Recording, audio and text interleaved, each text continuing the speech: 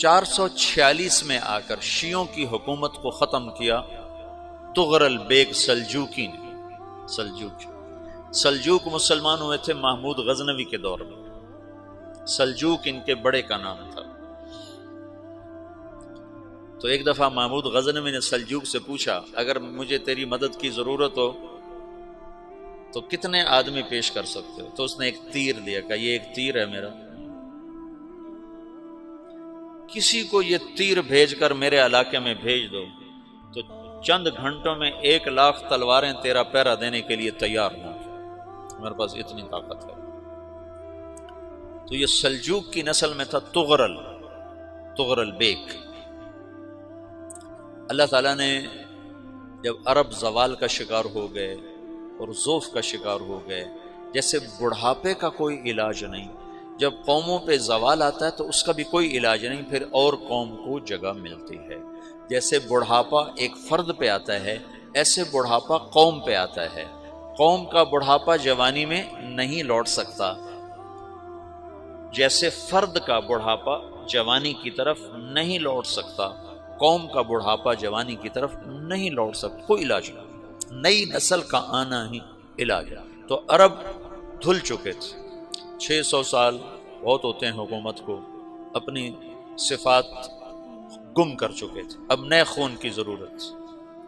Tughril bag پہلا شخص تھا جس نے آ کر اہل سنت والجماعت کو استحکام بخشا، شیعوں کی حکومت کو ختم کیا، بغداد سے، شام سے، ان سارے علاقوں سے۔ صلاح الدین ایوبی نے اسماعیلی شیعہ کی حکومت کو ختم کیا، مصر۔ العاضد ان کا آخری خلیفہ تھا صلاح الدین ایوبی، نور الدین زنگی رحمۃ اللہ علیہ کا پروردہ تھا، اس کا دوست تھا، اس کے دوست بھی تھا، بچہ بھی تھا اس کے سامنے، زیادہ لکھنے پڑھنے کا شوق تھا۔ پھر اللہ تعالیٰ نے اس سے کام لیا اور اس کو مصر کا گورنر بنا کے بھیجا، مصر کی مدد کے لیے بھیجا، تو وہاں اس نے صلاح الدین ایوبی نے وہاں ختم کیا، تغرل بیگ نے یہاں ختم کیا۔ تو پھر سلجوک جو تھے نا یہ اقتدار میں آئے، ادھر ختم ہو گئی سلطنت بنو عباس کی، مصر ایک چھوٹی سی ترکوں کی سلطنت، تو اللہ تعالیٰ پھر مرکزیت کے لیے ایک نظام چلایا۔ دو لشکر آپس میں لڑ رہے ہیں ایک میدان میں، ایک جنگلی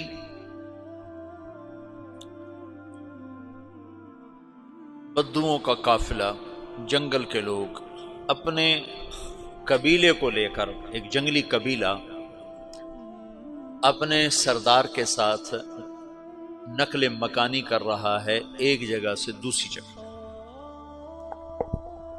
اللہ کا نظام کہ یہ لوگ چلتے چلتے چلتے اس وادی میں پہنچ گئے جہاں جنگ ہو رہی ہے، دو لشکر آپس میں لڑ رہے ہیں۔ جب یہ وہاں پہنچتے ہیں تو ایک لشکر کے قدم اکھڑ رہے ہیں اور دوسرا غالب آ رہا ہے۔ ان کو نہیں پتا شکست کھانے والے کون ہیں اور فتح پانے والے کون ہیں، ان کو نہیں پتا۔ اس جنگلی قبیلے کے سردار کا نام بھی تغرل ہے، تغرل۔ تو یہ سردار کہتا ہے جو شکست کھا رہے ہیں ان کی مدد کرو، کچھ پتہ نہیں کون ہے، کہتا جو شکست کھا رہے ہیں ان کی مدد کرو۔ تو 400 وحشی جنگلیوں نے فاتح لشکر کے پیچھے حملہ کر دیا۔ وہ تو ایک کافی ہوتا تھا، 400 دوڑ دوڑ جب تلواریں پڑیں تو چند لمحوں میں نقشہ بدل گیا، بھاگنے والے جم گئے اور جمنے والے بھاگ پڑے۔ جب جنگ ختم ہوئی تو شکست خوردہ لشکر کے بادشاہ نے ان کو بلایا، اسے پوچھتا ہے مجھے جانتے ہو میں کون ہوں؟ کہا نہیں۔ کہا تو تم نے میری مدد کیوں کی؟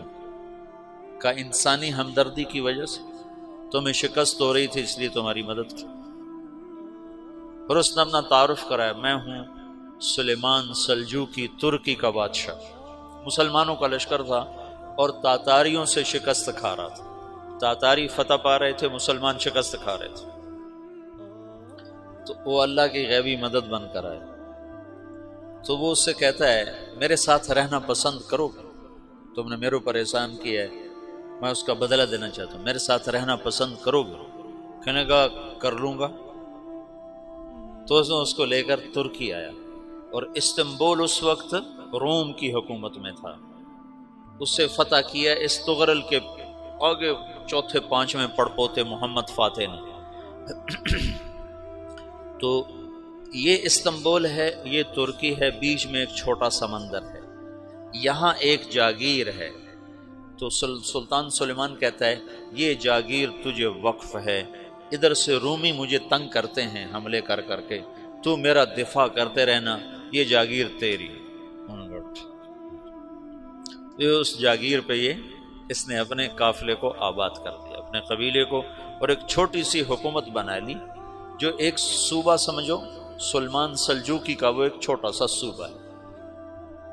وہاں جب یہ رہ پڑا تو پھر یہ ایک شیخ کے بیت ہوتا ہے، وہاں شیخ طریقت ہے، ان کے یہ بیت ہونے جاتا ہے، وہ اس کو رات اپنے پاس ٹھہراتا ہے، تو ایک کمرے میں ان کا خادم ٹھہراتا ہے۔ یہ جب کمرے میں جاتا ہے تو سامنے دیوار میں تاکچے پر قرآن پڑا ہوا ہے، تو یہ تغرل بیگ کہتا ہے یہ کیا ہے، یہ کیا ہے؟ تو وہ خادم کہتا ہے یہ کتاب اللہ ہے، قرآن ہے۔ اچھا، وہ اس کو وہاں چھوڑ کے باہر چلا جاتا ہے۔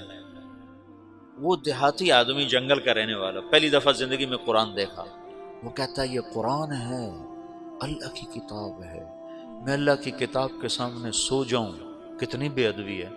تو اس نے ایسے قرآن اٹھایا اور سر پہ رکھ لیا اور کھڑا ہو گیا، ساری رات قرآن سر پہ رکھ کے کھڑا رہا۔ رات کے پچھلے پہر اس کو خواب آیا، کھڑے کھڑے اس نے دیکھا کہ اس کی پشت سے ایک چاند نکلا اور شیخ کی بیٹی کے سینے میں جا کے اتر گیا، پھر اس لڑکی کے سینے سے ایک درخت نکلا جو پھیلتے پھیلتے پھیلتے 3 بر اعظم پہ چھا گیا، افریقہ پر، یورپ پر، ایشیا پر۔ پھر اس کی آنکھ کھل گئی، وہ کھڑا ہوا ہے، تو اس نے صبح یہ خواب اپنے شیخ کو سنایا، تو انہوں نے اپنی بیٹی اس کے نکاح میں دی تھی۔ اس بیٹی سے ایک بچہ پیدا ہوا، تغرل بیگ نے اس کا نام رکھا عثمان، عثمانی ترک نام سنا ہوا، جو میں نے کل بتایا تھا کہ 1924 میں وہ خلافت ختم ہوئی۔ تو ایک بیٹا پیدا ہوا عثمان، عثمان نے پھر ایک نئی اسلامی حکومت کی بنیاد رکھی جو 1924 تک چلتی رہی، کوئی 800 سال یہ حکومت چلی۔ تو حکومت کا شرازہ بکھرا لیکن پھر جڑ جاتا تھا، پر وہ قرن اول والا جوڑ کبھی نہ پیدا ہوا، ٹکڑے بن گئے۔ ان ٹکڑوں میں اللہ لوگ پیدا کرتا رہا جو دعوت دیتے رہے، دعوت زندہ رہی۔ جو تربیت کا نظام تصوف کے ساتھ تھا اب وہ تبلیغ کے ساتھ